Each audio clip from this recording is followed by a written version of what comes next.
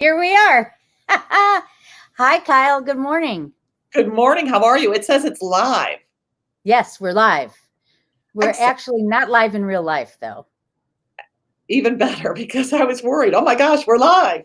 Hello, it's Kyle, Harvey, and Anne Rossley with Monday Morning Coffee with Kyle Ann. We are coming to you on today's Thursday. You know, it's in the whatever time. Whatever. Let's start the show.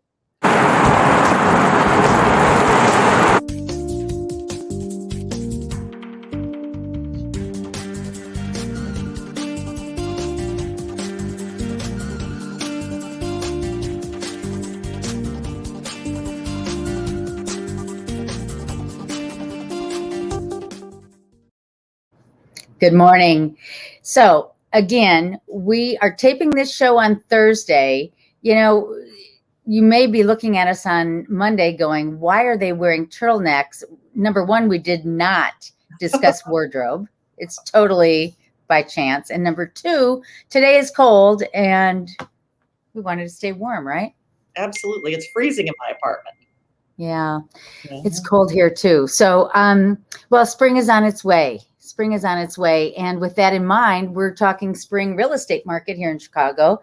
Kyle Harvey and Anne Rossley with you today on Monday Morning Coffee with Kyle and Anne. And we have several questions that have been asked of us recently that we thought you might be interested in hearing our answers. Kyle and I don't always agree on our answers or fully yeah, you know what I mean. Well, we've got different we each have good insights. How's that? Is that a better way to say it?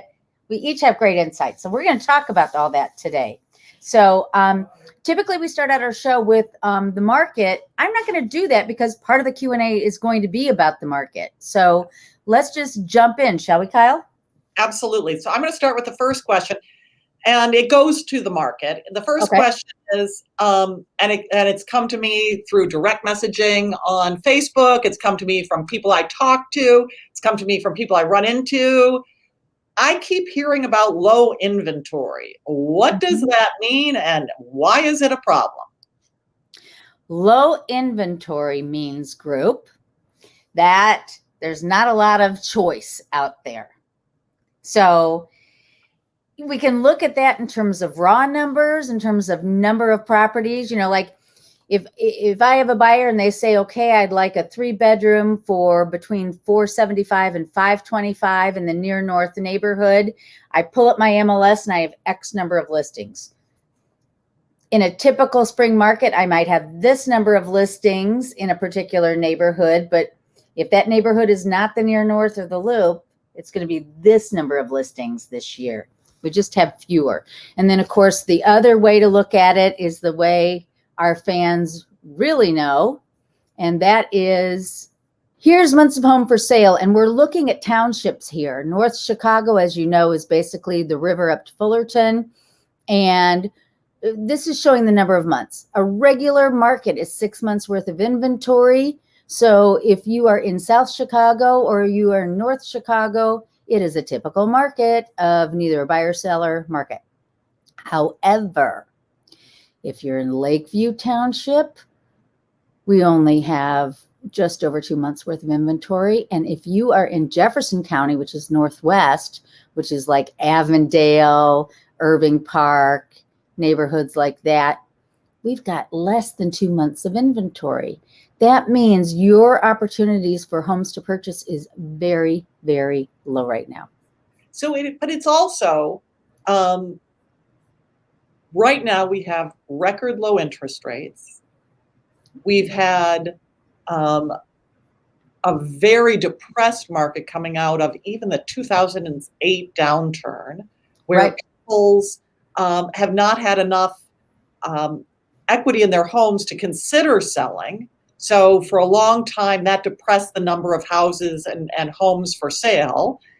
And because of these record low interest rates, we now have a ton of buyers out there. So it's only now that people are thinking, well, you know, I'll sell.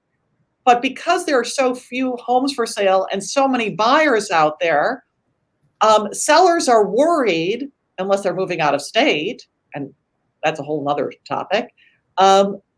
Where will I go if I sell? what can I do? I'm going to be homeless. And I got to tell you, that's not like a shrug your shoulders, oh, don't worry about a thing. That's a thing. Right. Absolutely right. So what we've So got. why is it a problem? Why is it a problem? Because it's damming up our market. It's making people not achieve their goals. Yeah. And I think a lot of people do want to sell, but they're sort of afraid to do it. So I think the way that we solve it, we realtors solve it, is to talk to people about what they fear, what they want to do, the journey, because some people think the journey is a lot harder. Others think it's easier than it is. But to have a realistic understanding of what it takes to sell successfully and have a good outcome these days, right, is I think the way that we're going to get people much more comfortable with the process. What do you think?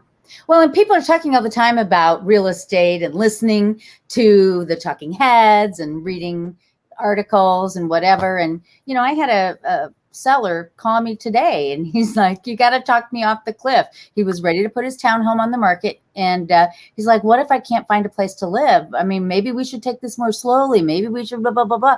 And, you know, I said, you know what? Number one, you want to make sure you sell, you know, even though he can afford to buy first, you know, and he's not going to have a problem. But that's number one. Number two, the market he was looking in is not like one of these markets where they're selling off the shelf in one day with 20, you know, there's enough inventory out there. So we talked about that. And number three, we talked about the fact that he can do what we call, and we've talked about this before, a reverse contingency, a contingency that he doesn't have to move forward with the contract to sell his home unless he finds a home to buy within a set amount of time. And so once we talked through all that and he understood that it's not as crazy a market as he feared it was, that it's a strong market, but that he's going to be able to find something. And then number two, that he has protections on the sell side, he was like, okay, I'm good now. Yeah. So here's a question for you. Oh, go ahead. No, I was going to say, and what I've been telling my people is, try and do them both at the same time. If you're somebody who can't afford to buy first and then sell, you've got to be doing it so that you're ready to put an offer in when you get a contract. You got to be able to be ready to pounce. There are a lot of people, nobody's going to take a home sale contingency, right? Not in this market. No, but you also, I mean. What you can't do also is, now that I'm under contract and they've cleared the, mortgage contingency period, because I really want to be careful, you're not going to find a place that you can move into right away. It's going to take longer because there is so much competition. So you really have to do both at the same time. And yeah, that's challenging, but it'll make you successful. So here's a question I've been getting, Kyle. If there's so little inventory, why can't a seller price their home high? Like, I mean, if everybody's wanting it, let's just put that price up there and they'll flock to us. That works in certain jurisdictions that are hot. Chicago is doing great for Chicago, but Chicago is not hot. And we'll come to that point later. While there is low inventory, Chicago buyers aren't fools. And most of them have to get a mortgage. So if your property is priced out of the range of what the market is, it's not going to sell it because it's not going to appraise out. Right. So a couple of things. Buyers want choice. A lot of buyers today, as you and I have talked about, still don't want to do much, if any, work. Mm-hmm. And buyers are looking for themselves online. And if your place doesn't look like it deserves that price, they're going to go look at something else. Right. Absolutely. What do you think? No, and you know what? The price is the price. I tell people, you know, you're right. It has to appraise out, number one. Number two, if everybody else is priced right and you're priced high, they're not even going to see your property. You know, so here's another thing, and this is something I thought about earlier. right now, because mortgages are so low, people are getting the maximum mortgage. They want a 97% mortgage. They Right. they might put in the contract that they're going to get a, 20% mortgage, an 80% mortgage, but then they're actually going to get a 97% mortgage because that's what they want. Right. But if you're priced well above where it's going to appraise out, they can't do that because then they have to bring more money to the closing, and Sure. and they can't do that. So it's they're just not going to choose your property unless it's priced correctly. Right. No, that's absolutely right. So and finally, here's a thing that I was thinking about too. The properties, because I study, and we've talked about this a bunch of times, I study the properties that sell fast. And the properties that sell fast at the closest percentage to the list price, if not going over, are ones that are priced to sell.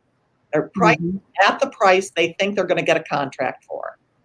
And those are the ones that cause the least inconvenience to you. They're the ones that send a message to both the buyers and the buyer's agents that this seller is serious, and if I don't get going, I'm going to miss out on this property. So the best thing that somebody can do is price it correctly, not price it to see what I can get, because see what I can get gets you lower than if you price it correctly at the first time. And it's time and again, proven time and again. I was doing the hot sheet today and it was there too. Okay, so here's a question that that I think both of us have dealt with. If there's so little inventory, why hasn't my home had any showings? Yeah, well, that is a good question. And you and I have both been asked this question. Before I answer that, I want to show you one thing. Okay. This shows you how many showings on average it takes to get a sale. And it can take anywhere from 2 in Jefferson Township to 6. Now this is an average. That many showings to get a sale. So that's an average.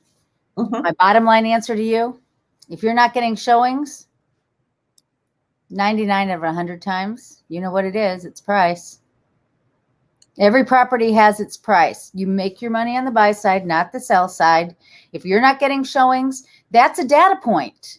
That's a point that says people are seeing your property. They're choosing not to buy it, or to look at it rather. The reason they're not going to look at it is because it's not competitively priced.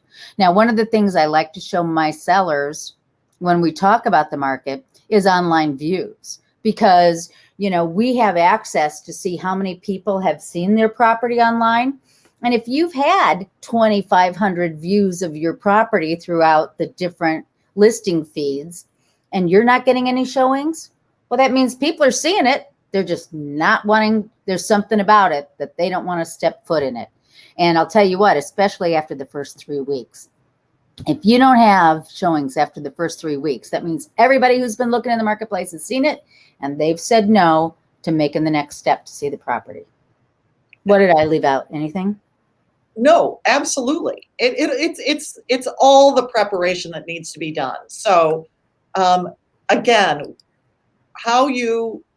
the listing strategy, and some of that is the agent, but mostly it is the seller themselves who says what they're willing to do. But that listing strategy communicates to buyers and buyers' agents whether this is serious. Buyers today, agents are totally comfortable with this, but buyers today live in an Amazon world. They want to pay the list price, or they think that they're going to have to pay the list price. We all know, we are agents, we all know that everything's a negotiation.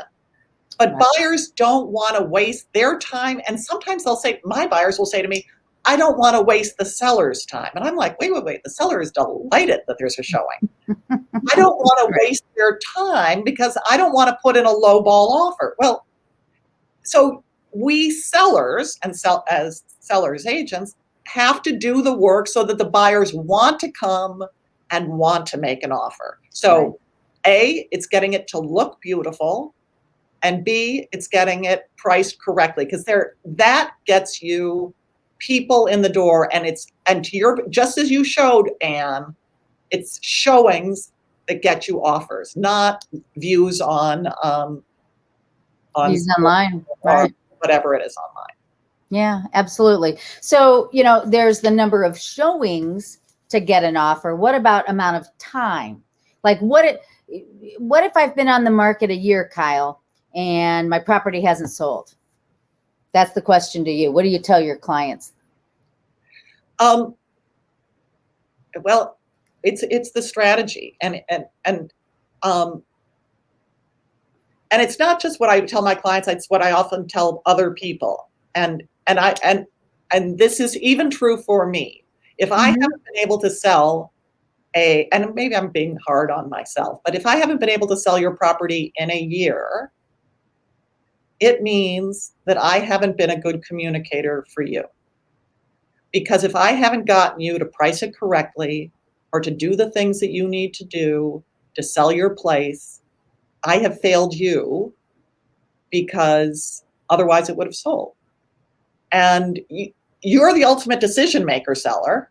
You get to decide, but I want you to be successful. And if I have not succeeded in telling you or sharing with you or describing or convincing you that this is the price, this is the condition, etc., then I failed you.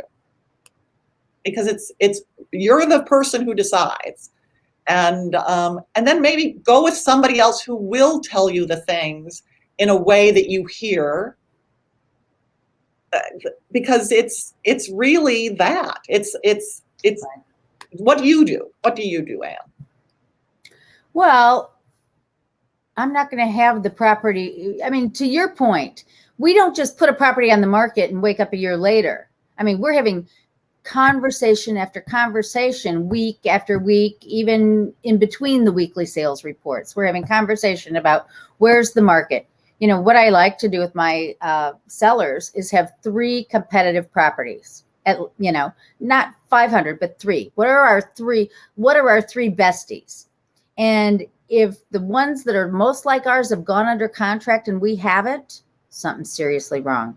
If we're not priced right next to the 3 that are most like us, something's wrong. We need to be priced right with them, So it's not a surprise after a year for our clients by any means. And so if somebody's asking me, I've been on the market with XYZ agent and I haven't sold, what's your advice? I absolutely get a new agent, because I know, Kyle, you wouldn't do it. And I know I wouldn't wake up a year from now and say, oh, I wonder what happened. We know what's going on. We worry and think about our properties all the time. We're trying new things. We're doing open houses. We're pitching it to brokers in our office. We're pitching it on private networks. We're getting feedback from other agents who've shown, saying, how does it compare to other things you've shown? We call them back and say, what did your buyer ultimately end up buying if they didn't, buy my property? To, understand, where these buyers' heads are at. Absolutely. And we're sharing that with our sellers. So, that's why I'm sort of hard on myself and say, if I can't get you to do the things you need to do, then I'm not the right person for you, because you're not hearing it. And it may be so, because I want all of my clients to be successful, even if it's not with me, even if it's not with me. Ideally, it's with me, but even if it's okay. So, are we in a bubble? And do you think that our market is starting to get overheated? That people who buy today because I've had people who are buying right at where things are going to appraise out, because the market is rising, prices are rising. Are we approaching bubble land? Well, funny you should ask me that. I've got something to share with you. Excellent. All right. So this information comes from Keeping Current Matters. This is the real estate go-to for national information. And I'm sharing it just to kind of talk about what's going on nationally, but we can bring it down. Interestingly enough, here in Illinois, The housing inventory has declined just about as big as anywhere in the nation. Big, big decline. But I want to compare this to what we saw leading up to the last housing bubble. Mhm. Last time you saw average annual appreciation of 10%. It might feel like we're in a bubble right now, but the annual appreciation right now is only 6% a year. And that's been over the last 4 years. You know, if you look at it longer than that, we've seen more like a 3 to 4% appreciation, which is an historical number. And then if you look at the inventory, leading up to 2007, we saw rising inventories that led to that housing bubble. And look at this. We have low inventories, which means we have more demand. And so I want to show you one more thing, in equity. In Illinois, we've had a year-over-year change in equity of $17,000. What that means is people have equity in their homes, so they're not at risk for going underwater. The reasonable lending standard is here. Our default risk is way down low compared to the reasonable lending standard. So that would be KCM's way of saying everybody's got more equity than they used to have. We're appreciating, but not at these crazy numbers that we were prior to the last housing bubble and that burst. And we have continued so much demand right now that it shows again, it's not like a decrease in demand, but we're looking good. But it's also, we're not ginning up demand. Back in the 2007 era, there were all sorts of offers of mortgages to people who were utterly unqualified. There was a ginning up of demand. Yeah. That's not happening. One of the reasons I think people, especially in Chicago, want to move is they've spent a year indoors and they hate their place now. They just want to be somewhere else. And I mean, sometimes it's the suburbs. Sometimes it's just another apartment. Sometimes, a condo. Sometimes it's, just a different neighborhood. A little bigger space, whatever. Smaller space, a little bigger space. I want something different. Yeah, absolutely right. But so my comment to that is no, comparing it to the last bubble, we're not approaching a bubble at all. I don't think so either. Okay, so now going back to, sellers. So if you've got a seller who asks, what's the absolute minimum I need to do to get my property ready to sell? What do you tell them? Well, the absolute minimum is for me to walk through the property with an objective eye. But, declutter, number one, put away stuff. Number two, clean. Number three, neutralize the smell. And then and then we'll do another recheck, right? If it smells, it doesn't sell. Well, yes. So I think when people say, what's the absolute minimum? I say, first of all, before we even get to minimum, what are your goals? If your goal is to get top dollar, then the minimum is, it's actually a lot of work because we want to get you top dollar. We want to achieve your goals. If the minimum is, I just need to unload this and I'm moving out of Dodge, I've got, whatever, I bought it for a nickel way back in the day. And so I'm always going to do well. So I just want to not have this. Well, then that's something else. Right. But it's certainly everything you said, but it is making it a place that looks like the other properties in your price range that are online. So you got to look at the pictures of the other properties and make it look as good as that. Right. And make it a place somebody wants to buy. And if you're not willing to do those things, you got to really drop the price. Yeah, exactly. I want to share with you one more thing, if I can. So we're looking at my condo at 6 North Michigan Avenue, and this was an estate sale. And we got the painter in and we freshened it up, and here are the pictures. And I think, Kyle, you'd say this is the kind of property that, should be online. There are 5 other 1-bedrooms in that building. Let me show you their photographs. Yeah. Okay, so pretend you're a buyer. You had mine. Now you look at this one. Here's another one. I mean, nice kitchen, I guess, but here's another one. Yeah, uninspiring. Right? Uninspiring. So I'm going back to what you said. If you're trying to get top dollar, there's a certain amount of work you need to do. You could even do a virtual staging. Absolutely. But if you're in competition, and as you said, Kyle, if you want to look as good as everybody else, your agent will help you do that. But they really need to look at what else is out there, what your competition is. Yeah. So so I've now made my thing run away. Hold on. Upgrades. You want to talk upgrades? Yeah. This is one we're asked a lot. In fact, I'm meeting with a seller this afternoon, going to be selling in a year. They want to know what changes should we make that we can enjoy over the next year before we go on the market. So Kyle, what are your thoughts on that? So, what are the must-haves? So upgrades for 1 year away or 5 years away, these are the things that you should spend your money on. Right. If you don't have it, have it.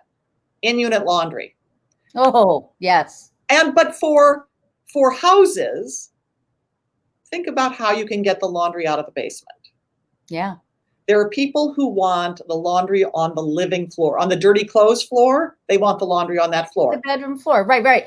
And so to your point, Kyle, and I just want to bring this up too, because you talked about what are your goals and what do you want to invest in? It's important that we as agents solve the problem in advance. So let's just say, for example, somebody says, I don't know that I want to do it. You know what? Get somebody in to give you a quote and tell you what it would cost to get that laundry up to the bedroom level. So that if you don't do it yourself, we know as your listing agent to be able to say to the buyers, well, we investigated this for you, because they're all going to ask. And you say, this is where it would go. This is what it would cost. This is who you talk to. And if you want to put a $2,500 credit in your offer price, pay a little more, get a $2,500 credit. So in essence, you're mortgaging that $2,500 at today's cheap money so that you get that. That's how we do it. Yes. Right?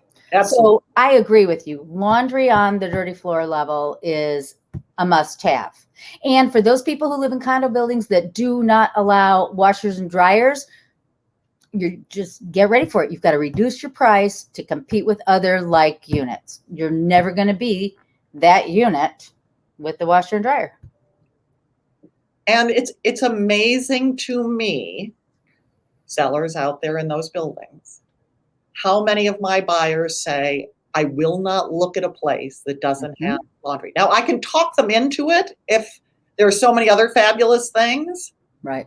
But you are not in the price range of places that do. So just understand that.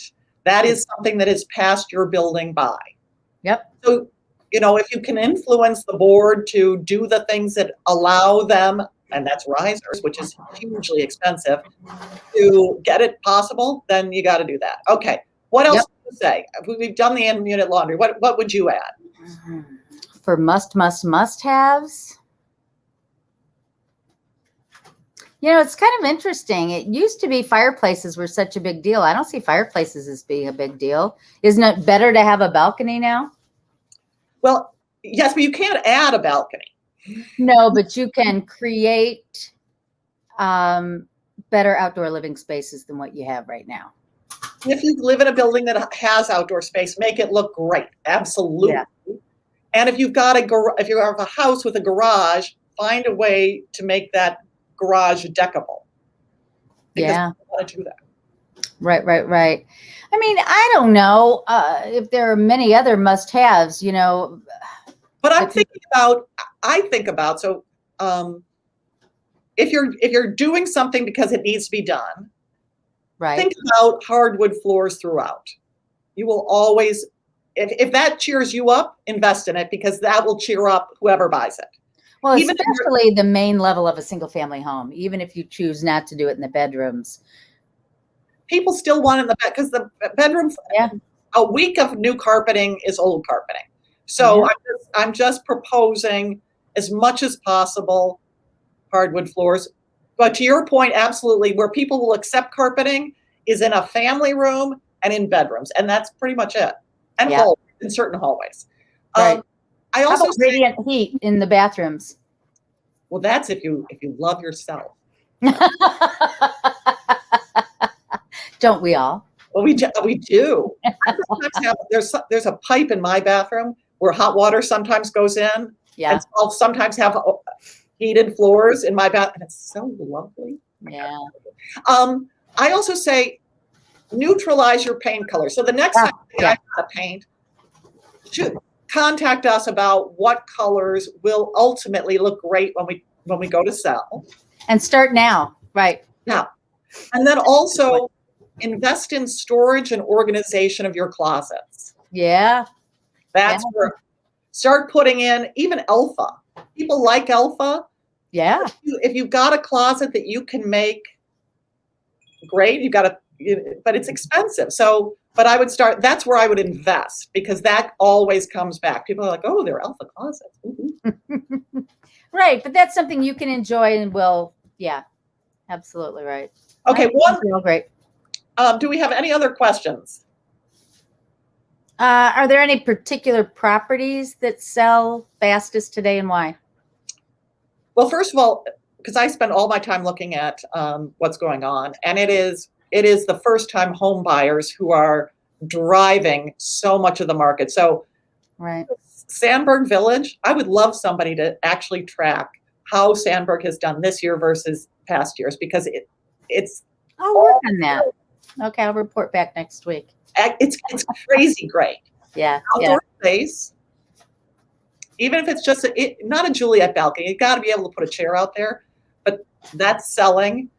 But other than that, some people are saying, at least I'm hearing, I want an open kitchen. And others are like, I'm so sick of an open kitchen. Or I think everyone sort of wants an office space, even if it's a corner. What do you think? What are you hearing?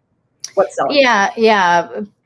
Having a space for a home office, whether it's a third bedroom or dedicated space, is important. People are preferring smaller homes to being in condominiums right now. I'm seeing more interest in duplex down than I've ever seen before. There's some people who are very anti-duplex down, but I'm seeing almost a resurgence in it. If it's been updated, it's a chance for more square footage and not the same price per square foot level. You get that lower level that are cheaper. It's one of those where you buy it cheaper, you're going to sell it cheaper. It's never going to be the same as the third floor penthouse with a rooftop city view.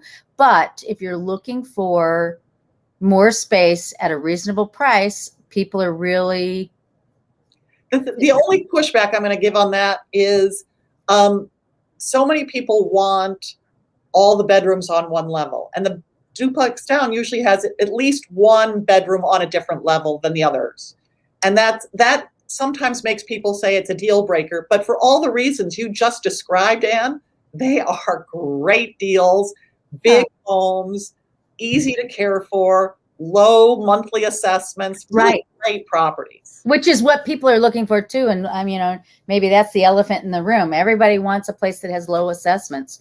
So these 3-unit buildings, walk-ups, they're it. And if you don't want to be the one walking to the third floor, oh my God, yes. Which I'm kind of over the third floor, people. My knees are over the third floor. Well, speaking of which too, I'm hearing a lot of, I want to be in a boutique building, but I want it to have an elevator. So even though the building might be a 3-story or a 4-story, they really want an elevator in there. I think that's the wave of the future. There's a new building, I'm not going to say which one, it's going up in Lincoln Park, not far from where I am, sort of on the cusp, that is, and I saw the price points, and I'm like, it's not investing in an elevator, is it? And somebody said, oh, no, of course they have an elevator in the building because nobody's building it without elevators. No elevator. And that has affected their price. Yeah. I'm like, slap in an elevator, people, and you can price it, $300,000 more. But no, no one's listening to me. Absolutely. So I think that's kind of where the trends are. Yeah. Well, this was fun doing this on a cold Thursday in Chicago. Yeah, absolutely. And next week we'll be back live at our regular place and time. So Send us questions, and we'll do this. We'll answer your questions another time. sounds terrific. Good to see you, Kyle. Take care. Take care. Bye. Bye.